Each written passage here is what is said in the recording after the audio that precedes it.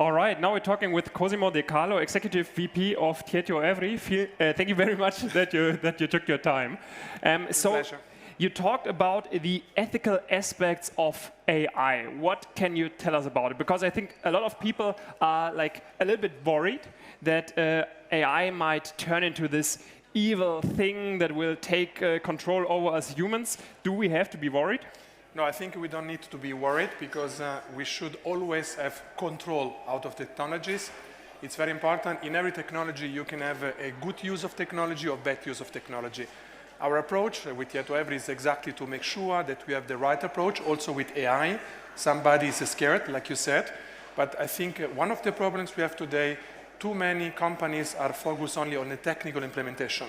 Our focus is more on a design-led approach, which means we need to take care the feasibility of technology, so is of course from a technical point of view feasible, but on the other side we should also take into account what is the viability, what are the economical advantage of this solution, and also the desirability. What is the advantage for the user? I think we have many applications, we already use today many applications, let's talk about Google Maps and so on. Why are we using this? Because we have an advantage out of it. This is one of the drivers that I see for the future. What are other drivers that you look for in companies, how ready they are to adapt AI? But I think there is still many people, many companies still scared about technology. Is a lot of buzzword. I think from technology point of view, we are ready to go. We need to make sure that, again, the focus is more on what are the effects, what are the advantage of this technology. We don't need to think about technology because we love technology and we have to do it. I think it's very important to focus when is technology important, where we can have an advantage out of it, business advantage or desirable advantage for the user, then we implement it. What differences do you see between German companies, other European companies and perhaps US or Asian companies in terms of the adaptation possibilities of AI?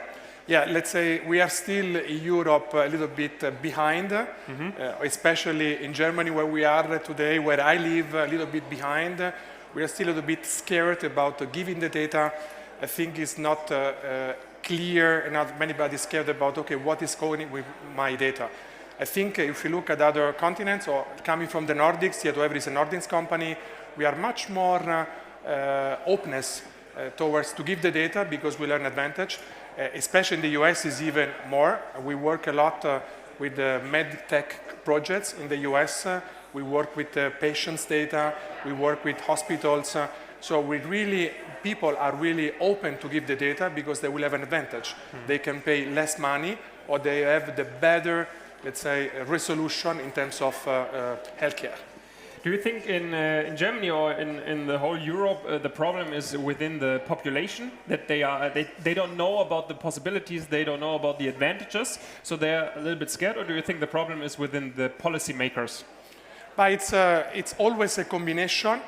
If you look at the recent data about where stands Germany on digitalization, we are the 23rd place out of 63 countries, so a little bit far away.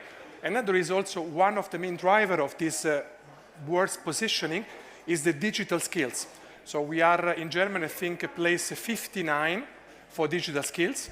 So we are still behind. I think we need, it's not a problem of politics, it's a problem of common understanding. Technology is important to have an advantage out of it.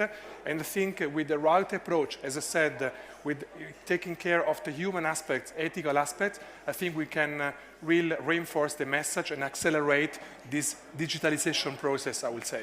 Do we have the right infrastructure for like a whole-scale digitalization in Germany, or is there also like a lot of infrastructure investments needed? But we need a lot of investment, of course. But this morning we had a very interesting presentation from the CDO of the Landesstadt München. Munich, yes. She was presenting all the projects we're doing. I think in Munich we are doing more and more projects. Everybody is moving this direction. Of course, we need to catch up. If we look at the investments amount, what will happen in 2028 or from now to 2028 in the US, in Germany, Europe, the gap between investment in the US and investment in Europe will be higher and higher. So we need to catch up in order to make sure that the differentiation will not be high in the future. So we are currently here at Technical University Munich, so a lot of students perhaps are watching.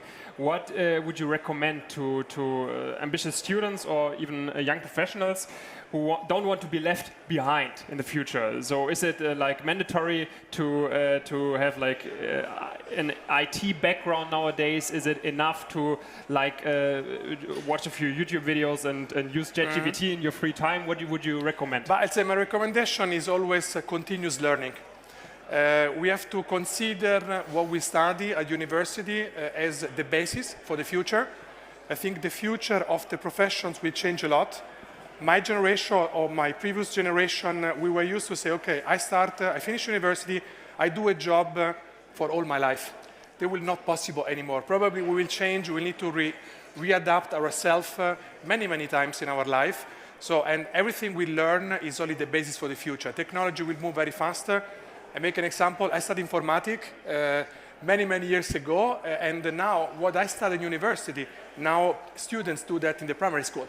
It means that the acceleration of the technology is so fast that we need to continuously learn and make sure that we use always the cutting-edge technology. So that will be my recommendation for the students.